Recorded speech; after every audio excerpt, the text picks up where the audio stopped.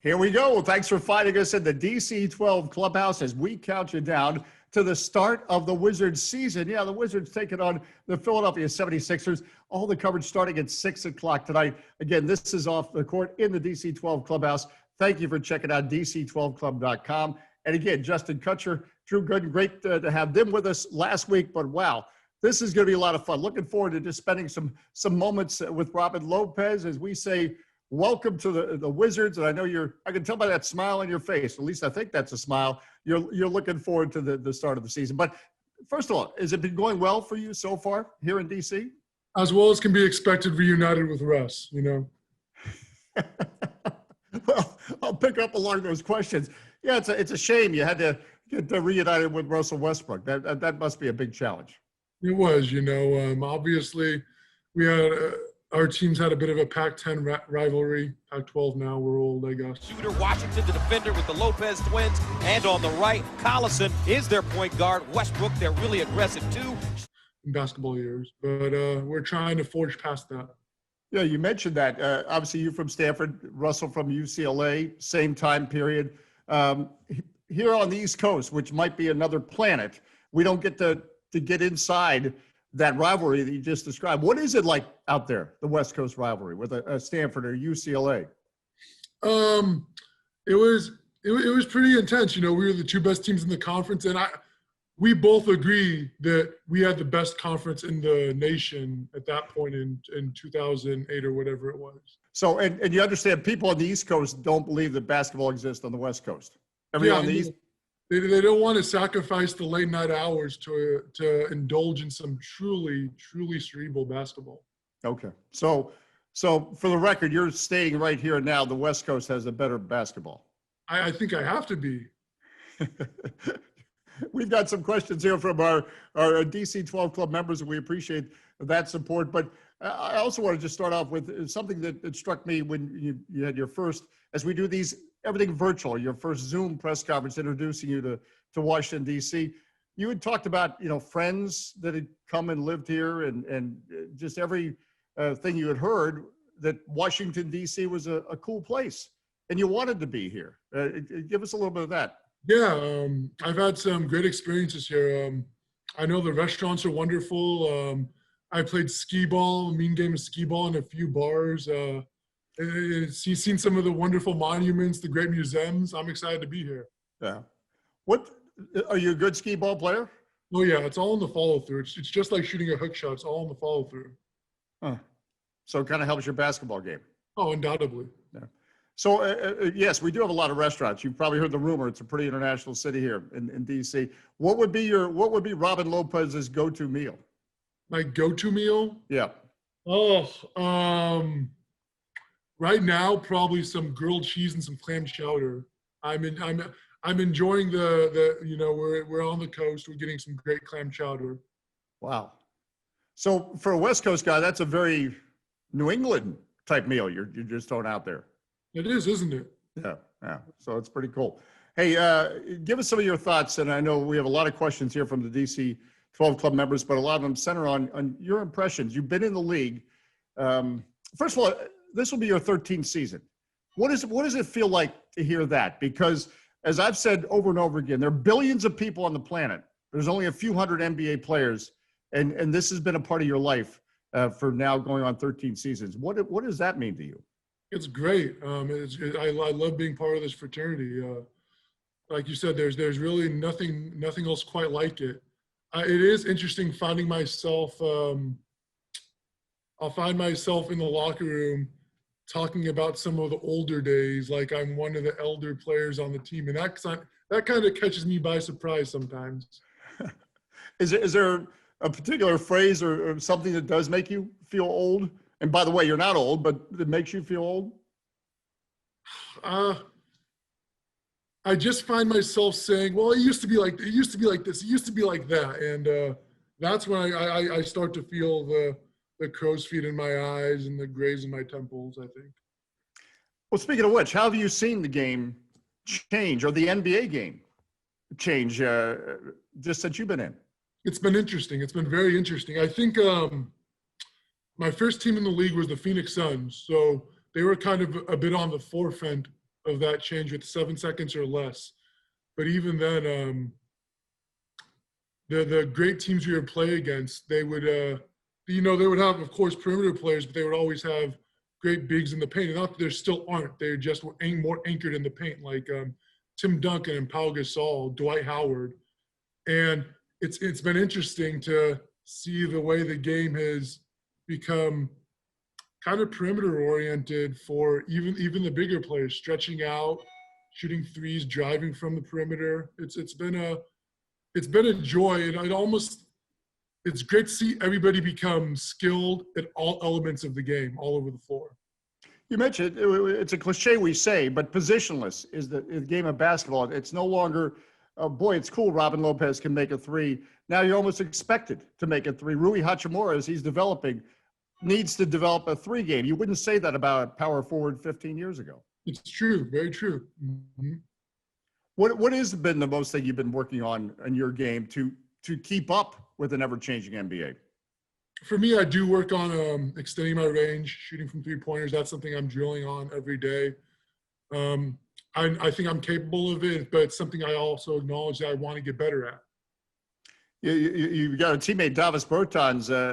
What have you noticed about his three-point shooting? It seems once he gets in the building, he's within range. Yeah, no kidding. I mean, he has such a quick release. Again, that is such a part of what has to be the part of the game. And again, the pace of the game. I once did games with a coach named Paul Westhead who believed you should get a shot up every 5 seconds. So that was his belief. But the pace that the game is being played now, and the Wizards want to play it? I do, yeah. I do.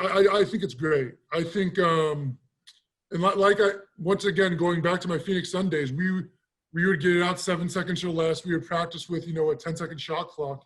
And there was a lot of running down the floor and setting quick step-ups, quick rolls to the basket, quick away screens. I love doing things like that.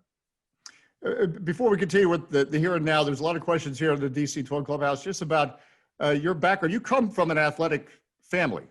Obviously, your brother Brooke in the NBA, but you also had a brother Alex, correct, who played professional? Collegiate and professionally overseas, yeah. Right. Again, if you're a pro in any sport, if you're a college player in any sport, you're an elite athlete. But give us the background on sports is your life, your family, and how it became such a part of your life, the game of basketball. Well, obviously, we wanted to emulate our older brothers, Brooke and myself. We looked up to our older brothers. They played basketball. We wanted to be like them. We always enjoyed playing the game. We relished playing the game as well. But it's funny, coming up, I think it was great having a mother who was a swimmer. She swam throughout high school, and she didn't swim at Stanford because it was before Title IX, but she swam in a program up there while she was studying at Stanford.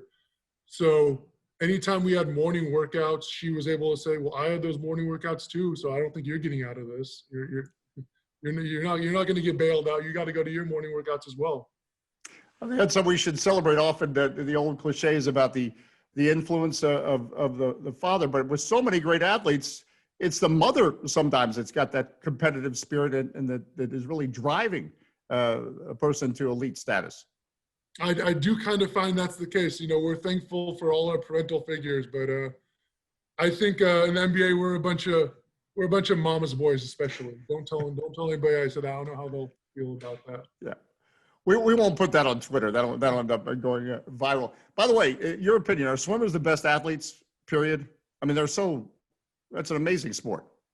You're making me choose between my mother and my best friend, who is also a swimmer, and I love trashing my best friend, but I've got to raise up my mother. So I'm going to go with this. I'll go with the swimmers because I know what they're doing when they were swimming laps and they're getting out of the pool and doing crunches, getting back in the pool, swimming again, getting back out, doing push-ups. So they go through some pretty grueling workouts. Your NBA journey that's been your life for 13 years. When did it get on your radar screen that this might be your life? A period of time at Stanford where a light switch went on and you thought, you know what? I could take this further. I've always wanted to say I've been pretty humble. It's been humbling having older brothers who have been professional, another brother, twin brother who's also been very good at basketball. There would be times where they would put you in your place. But I always thought that the NBA was an attainable goal, and I think that having those members of my family, it made it something to look to. That I thought that's something I could aspire to. You mentioned aspire to it. The other thing, your take, what does it take to make it in the NBA? Because everyone is good in the NBA. You don't make it to the NBA unless you're talented. The journey is just starting on draft night. So if you had to say, you know what, I'm Robin Lopez and I'm still doing this for 13 years, what's the bucket list of reasons why? Yeah, you have your ups and downs, but you've got to be a hard worker. You've got to be willing to go through some adversity. You got to keep a level head, I think, not get too high, not get too low on yourself. And you eventually the game will slow down for you. You've got to learn to think fast, but not rush. What was John Wooden said, be quick, but don't hurry, or something like that. That was, Yeah. that was his favorite line. You mentioned your twin brother, Brooke, and obviously you've been able to play with him, and there's a number of questions on that. And I grew up as an only child, so I really want to know more about this. But what was it like, not only to have a brother, but a twin brother who was also doing the same thing you were doing, and you guys were playing together? Good, bad at times? What was that? What has that been like? You know, we played a lot of one-on-one in the driveway, and I think it was really bad on our landscaping. We both have sore tempers when we lose. So I think it was really bad on the flower beds, the bushes, the poor lantern we had outside. Did you ever have to have the parents separate you to referee and sort out those driveway battles? Oh, without question, yeah. Oh, without question. Well, that's where all greatness starts, is in driveways and streets across America. Getting back, a lot of questions here about, as you integrate with your new teammates, you were just talking about suddenly you feel old. What about that role as someone that can pass on wisdom, if you will, to younger players? What are some of the things that you do pass on, and what kind of feeling is that like, where you're passing that on now that you're looking at other people's game? It's been great. I've had a lot of people help me out coming up. So it feels like I'm kind of reciprocating. I'm kind of giving back in that regard. I find in vets you have your more outspoken vets like Russ. Russ is great at letting his voice be heard out there. And then I had Steve Nash in Phoenix, and he was more of a lead by example guy who spoke when he had to. I like to think I fall more in the latter category, but I think both are great. Russ has been fantastic for us. You mentioned that, and I got to watch him practice the other day. He doesn't take a moment off where even if he's not involved in the drill, he's watching. When I saw him coaching Denny Avdia in the slam dunk contest at practice, I thought, all right, well, this is a different. Take us inside that element. You say he's been great, but what's it been like with him in practice? Somebody needs to figure out his contract, because I genuinely think he's a player coach for us. So somebody needs to get in those books or something. I don't know if his agents, I don't know if I have to do that for him, but I genuinely think he's a player coach for us. Well, and we witnessed that the first preseason game against the Brooklyn Nets. We saw him working with a clipboard. Now, Scott Brooks says he wasn't taking any suggestions about plays, but did you see what was going on with that clipboard with him, just pointing out pointers to some of the younger players? Yeah. He's always involved, no matter what capacity he is performing in the game. He's always involved. Thomas Bryant plays your position. What have you noticed about him? He just had a terrific game as we close the preseason, and he is so passionate about everything, first of all, but he is so passionate about getting better on defense, because that's what this team, as you know, needs. So what is your take on his progress in this preseason? I love it. He's been great on defense. He's made a lot of great plays. I've seen improvement from when I was competing against him a year or two ago, and he's so ready to learn that I think he's going to have a big impact on that end, I believe, this year. Yeah, and somebody just asked a question about obviously your take on the science, if that's the right word, of rebounding, or how you approach it. I mean, it begins with boxing out, or what's your thought on rebounding? I've always been an advocate of team rebounding numbers over individual numbers. I'm excited. I'm playing with a guy like Russ, who he's always crashing the board. So if I box out, I take care of the best rebounder, who is typically the 5-man, maybe the 4, typically the 5-man. If I get him out of the equation, hopefully a guard or a forward is swooping in and then pushing that pace like we talked about earlier. And there's going to, we witnessed it in preseason, but there's going to be, for you even offensively, or everyone offensively, I don't mean even you, I mean everyone offensively, more space on the court. When you have a Russell Westbrook and Bradley Beal there at the same time, suddenly they're getting all the attention and there's opportunities for others. Yeah, and they're unselfish players, they're team players, so they're willing to make that extra pass. I think we've been really good about that in the last game, the past couple of games. It's something. It feels good to be out there on offense when that's happening. What is there? One other question here from our DC 12 club members: what has surprised you the most since you've joined with the Wizards? Just something that, as everyone comes into a new situation, you have probably an idea what it might be like. Is there anything that particularly surprised you?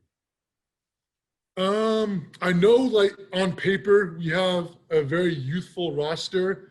That's something that I haven't noticed being in the practice gym or in the arena. It's not something that's that I don't see a lot of the errors a lot of youthful teams usually make, I think, which has been interesting to me. Yeah, I was just going to say that's a great point. Why is that? Do you think it's just the level of intensity in practice? That's the word we keep hearing, that the practices are intense. I believe so. I think part of that goes with holding each other accountable. It's something we've talked about, that everybody has to hold each other accountable no matter who they are, what level they're at. Everybody's got to make sure everybody else is doing the right thing, what's best for the team. All right, before we let you go, and the question is, what else should we know about Robin Lopez? I mean, the passion for comic books, Wally West Flash, right? Or did I get that right, or something like that? Or that's my favorite. My favorite comic book character is the Wally West Flash, the third Flash. He's by far the best one. And you like that because of his improvement as a character. He wasn't such a cool guy to begin with, right? Did I get that right? I think he has the best modern story arc character. Excuse me, best modern character arc for any superhero from Marvel or DC Comics. Wow. That's past 20 years or so. Character arc.